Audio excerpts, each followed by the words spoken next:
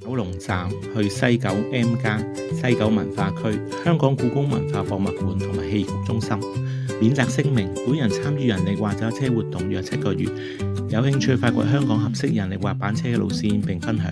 本人基於當天所見所遇到情況作出判斷，活動前讀者需自行判斷當天天氣環境情況、個人狀態同埋技術，尋求專業意見。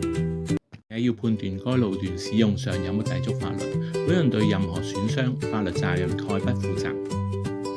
2025年4月22號星期二，活動嘅時間係上晝11點48分至下晝2點45分，共行咗8.5公里，實質踩車時間係1小時13分。先由港鐵九龍站 C1 出口就見到 Element 圓方上一層，依西九文化區嘅指示方向，見天際 SKY100嘅走廊個方向係正確嘅。最後你見到渣打銀行，左邊就離開，過一條天橋呢，右邊見到西九文化區個建築物同埋 M+ 嘅海報啊，左邊有啲指示。落一個行人電梯之後呢，轉右個走廊就去到西九文化區管理局大樓，或者叫做 M+。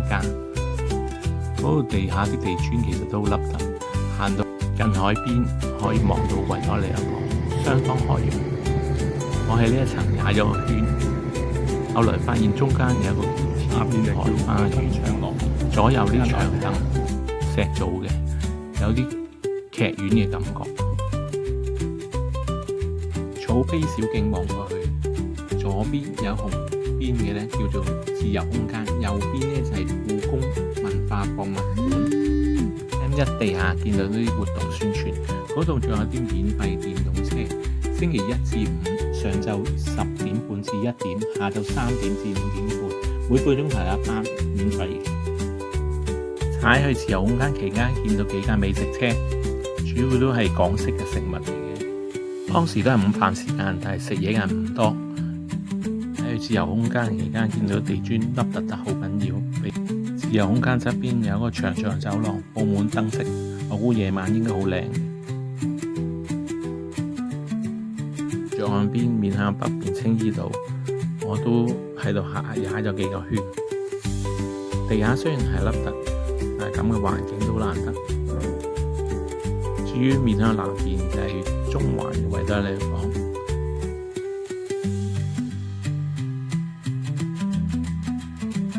相當開揚，所以都吸引咗唔少人喺度跑步。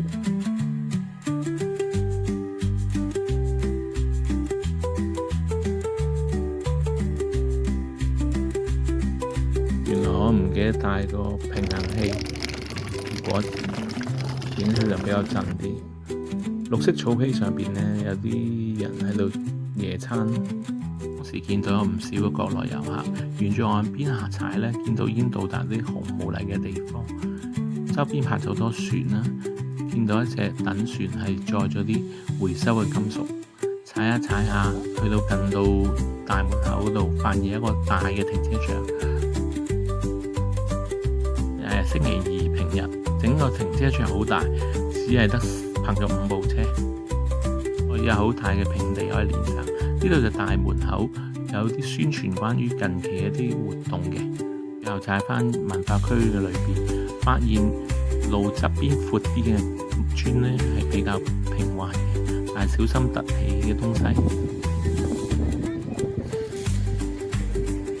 難得差唔多180度望見維港，大家可以靜心欣賞一下。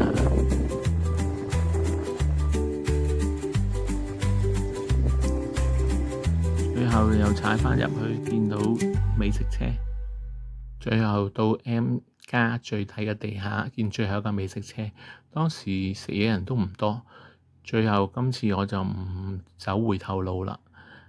喺上圓方嘅行人電梯左邊搭 lift 落到地下，轉右。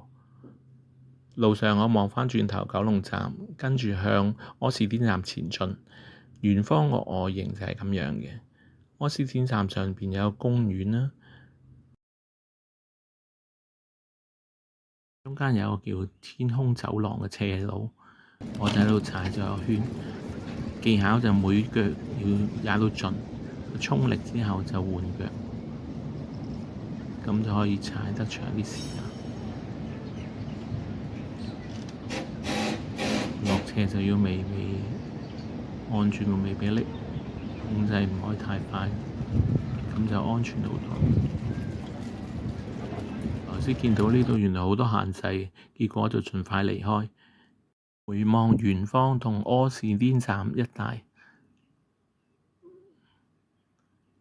呢個戲曲中心。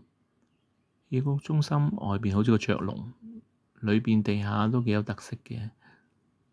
由經海港城到海防道，最後喺彌敦道搭地鐵返屋企。多謝收看。